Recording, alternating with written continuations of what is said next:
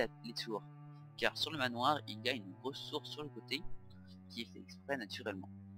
Donc si elle est aussi grosse, c'est pour qu'elle se fasse remarquer surtout. Mais vous pouvez très bien faire des petites tourelles d'une taille d'une cheminée par exemple, tout le long comme ça, c'est au choix. Donc nous allons voir comment faire ces tours, pas qu'elles soient trop bizarres.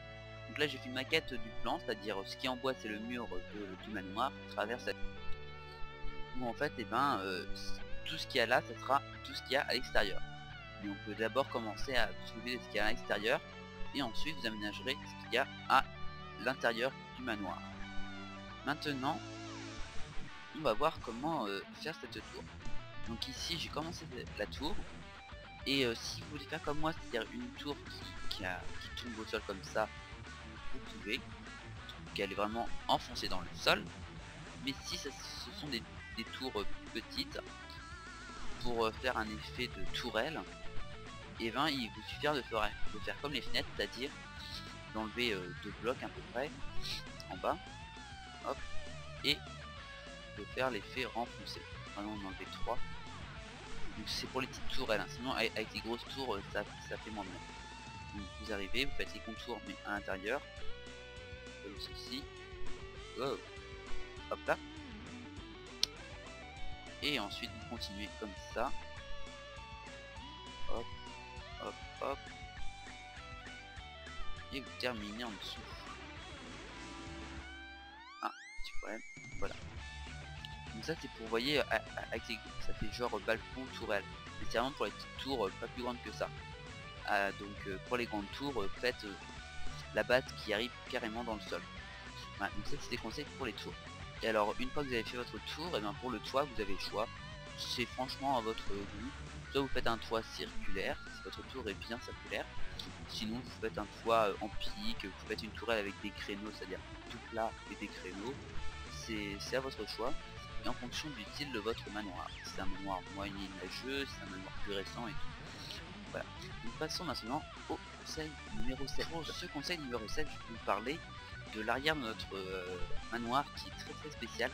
Car il y a un toit circulaire qui monte comme ça. Qui m'a pris énormément de temps de faire. Donc c'est pour ça que je ne peux pas vraiment vous apprendre comment le faire. Il faut y aller un peu à l'instinct. Et comment dire, c'est très compliqué. Car ça demande beaucoup de temps. Alors ne vous risquez pas si vous avez peur, faites un toit normal. Et si vous voulez tenter, vous faites à votre tour. Donc ce qui nous intéresse, c'est plutôt toute cette partie de notre manoir. Car on aurait pu très bien l'arrêter ici, faire le reste droit comme ça. Mais non, j'ai fait comme s'il y avait un deuxième bâtiment collé, qui est circulaire, et qui permet de ne pas être à la même hauteur que ici. Je vais vous expliquer en image. C'est-à-dire que quand nous arrivons ici, nous avons la première partie, c'est-à-dire le premier étage qui est ici, mais là où nous avons notre deuxième bâtiment, le deuxième étage est plus profond. Donc, ça permet de faire un effet de... Ici il y avait même 2 étages. Aussi maintenant lui c'était le deuxième étage, et lui le premier étage, et en dessous il y a le rez-de-chaussée. Ce bâtiment est divisé en deux, vous voyez, avec des fenêtres tout le long, pour faire comme si c'était une salle de bal ou de fête, avec des fenêtres donc pour l'éclairage. Ensuite vous pouvez descendre. Et là vous avez la deuxième salle qui est en dessous, pareil avec de grands espaces. Une salle que vous aménagez, soit vous la laissez grande comme ça, soit vous pouvez faire différentes petites salles dedans. C'est à votre choix, en fonction de votre style de manoir toujours. Vous voyez, donc là ça fait rez-de-chaussée, deuxième rez-de-chaussée. Ensuite vous arrivez ici, vous avez entre guillemets ici vous avez entre guillemets le premier étage, et là le deuxième étage. C'est assez particulier hein, comme style, donc ce qu'il faut vous dire, c'est que vous faites votre premier bâtiment et vous collez un deuxième bâtiment derrière, donc vous le séparez différemment. Et jusqu'ici nous avons notre premier bâtiment qui s'arrête ici, et ensuite j'ai rajouté cette partie là. Voilà, donc c'est un style, hein, n'hésitez pas à mettre en plusieurs parties votre bâtiment et de faire un grand bloc que vous remplissez au fur et à mesure. Donc ça c'était pour le conseil numéro 7. Maintenant nous allons passer au conseil numéro 8. Pour le conseil numéro 8, nous allons parler en fait de l'entrée du grand hall quand vous arrivez, qui est assez particulier pour un manoir, c'est-à-dire qu'il faut faire en sorte que cette partie là soit surélevée, pour faire comme une allée en fait, et que là ensuite vous descendiez et accédez à une autre salle.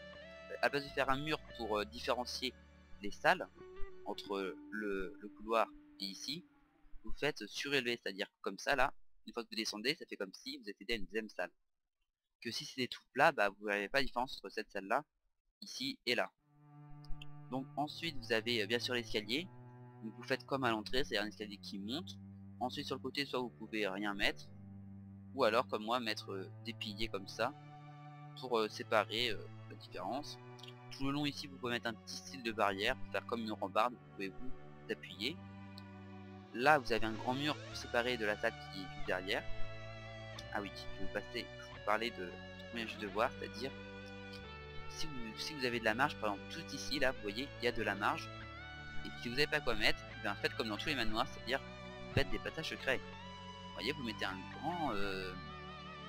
grand tableau comme ça, vous mettez une porte ouverte derrière, une porte ouverte, vous mettez par-dessus le tableau, et ça vous fait un passage secret. Vous pouvez vous amuser à faire plein de passages secrets là-dedans. Si vous avez un peu d'espace comme ça, un long couloir comme ça, vous savez pas quoi faire, bah faites un passage secret, faire comme dans les vrais manoirs. Ça c'est aussi quand vous avez fini votre manoir, vous pouvez vous amuser à faire ça. Vraiment pour vous amuser en fait.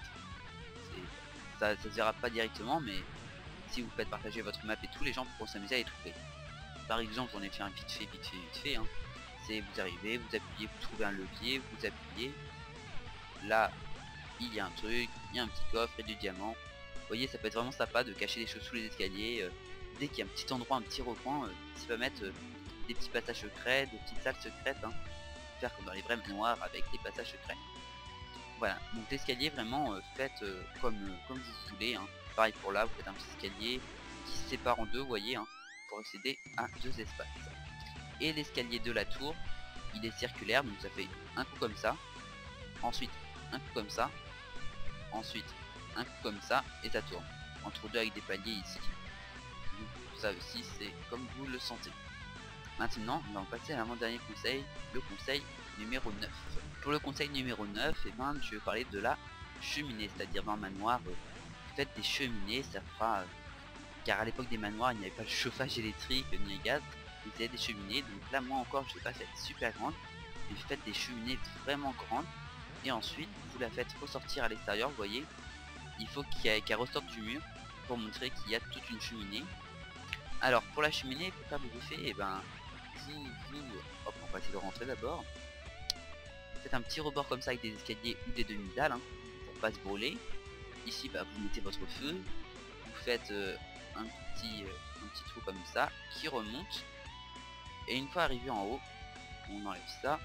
Alors oui, une fois arrivé en haut, vous pouvez mettre hop, de la laine par exemple, pour faire comme si quand vous regardez d'en bas, faire comme si en haut et ben c'est le ciel quoi, moitié. Donc, on voit plus rien, peut-être avant que c'est sombre. Un petit effet avec la laine.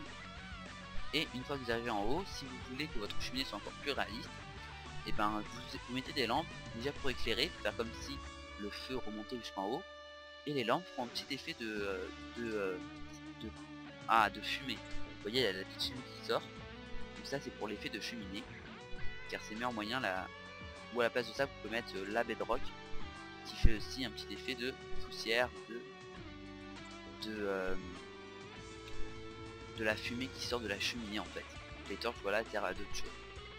Et aussi je vais vous parler de ce petit balcon particulier qui ne l'est pas vrai si particulier que ça, car on l'a déjà vu comment faire ça, c'est-à-dire faire un petit avancé comme ça pour qu'il soit incrusté, le faire ressortir, un petit toit, une fenêtre, et vous avez votre balcon, hein. C'est pas très compliqué, vous voyez, ça avance comme ça, et voilà. Donc toujours notre petite avancée ici pour faire comme si s'incrustait dans le mur. Il faut le faire ressortir de au moins 2 blocs, pour faire comme un balcon, et une belle baie vitrée comme ça. Voilà. Donc maintenant nous allons passer au dernier conseil, le conseil numéro 10. Ce conseil numéro 10 c'est un peu un petit bonus, car je vais vous parler plutôt de l'intérieur. Par exemple pour cette petite fenêtre là, cette petite avancée, j'ai fait un petit effet, vous voyez, pour s'asseoir, comme si on pouvait s'asseoir ici. Du coup on s'assoit, ou on peut très bien faire un petit bureau, c'est-à-dire vous arrivez, vous mettez un escalier à l'envers, comme ceci, ici pareil, et là vous mettez un bloc de bois. Et ça vous fait un petit effet sympa pour vous asseoir, pour travailler. Je l'ai refait, je l'ai pas fait ici, donc ici pareil, vous pouvez mettre soit comme ça, ou alors vous pouvez mettre comme ça pour monter et voir l'extérieur. Donc ça c'est un petit bonus, hein. Donc sinon je vais vous parler d'une chose, c'est ça a beaucoup d'importance mais c'est pas explicite, c'est-à-dire faire beaucoup de hauteur. Nous sommes dans un manoir, donc il faut vraiment d'espace pour avoir peur surtout, c'est-à-dire faire un grand toit quand même, il faut pas hésiter dessus, avoir beaucoup d'espace. Quand vous avez des grands espaces comme ça, vous pouvez faire très bien des murs, faire différentes salles, hein. C'est à vous de voir une fois de plus en fonction de l'espace que vous avez. Et aussi au niveau de l'éclairage, je ne suis pas appliqué dessus, mais comme nous sommes dans un manoir, il ne faut pas éclairer partout, mais faire par endroits quelques lumières, que ce soit sombre ou au contraire tout noir. Là c'est vraiment trop noir. Donc, vous pouvez varier entre la torche de redstone et la torche normale, c'est-à-dire la torche de redstone qui fait un petit effet lugubre, qui éclaire pas beaucoup, ou alors la torche normale qui elle éclaire direct. Et bien sûr, comme tout maintenant, vous pouvez faire un effet de lustre. Je ne l'ai pas fait ici, c'est-à-dire vous prenez des bâtonnets là, des sticks, des barrières en fait. Alors du choix que vous voulez, ensuite vous les faites arriver d'en haut. Vous choisissez bien l'endroit en plus là où vous pouvez le mettre, ici. Vous le faites descendre de 2-3 hauteurs. Et quand vous arrivez ici, vous faites soit comme ça. Voilà. Et vous mettez soit des torches de redstone ou des torches de bois pour faire un éclairage en hauteur. Ici, il faut faire un petit pic qui tombe. Vous pouvez très bien l'enlever, hein. Vous faites plus au choix en fonction de vos goûts et de votre style de manoir. Vous voyez, ça fait très coloré, hein. Vous pouvez mettre soit des boutons de torches comme ça, hein, en fonction de votre éclairage que vous voulez avoir par rapport à ça. Et vous pouvez faire plus ou moins descendre, hein. Vous pouvez très bien descendre jusqu'ici, comme ça. Voilà. Donc ça c'est au niveau de la déco des lustres. Donc en parlant de déco, bien sûr, vous pouvez mettre des tableaux. Choisissez bien pour votre booster pack pour avoir le style de votre manoir. C'est-à-dire là par exemple vous avez des effets, des couteaux et tout, hein, pour vraiment bien faire les textures. Et ben je pense que cette vidéo est finie avec mes petits conseils en or pour réussir un manoir. Cette vidéo vous aura permis de faire votre propre manoir et vous aura appris des choses. Et ben n'hésitez pas à mettre un j'aime, à vous abonner à ma chaîne pour me retrouver avec de nouvelles vidéos. Et en exclusivité, je vais vous montrer mon prochain projet qui est celui-ci. Hop là, je vous en dis pas plus. Voilà, c'est un petit bonus. Donc je vous dis à très bientôt, j'espère une fois plus que cette vidéo vous aura aimé. Et on se retrouve pour la saison 3 de Archicraft. Salut tout le monde, c'était Graal.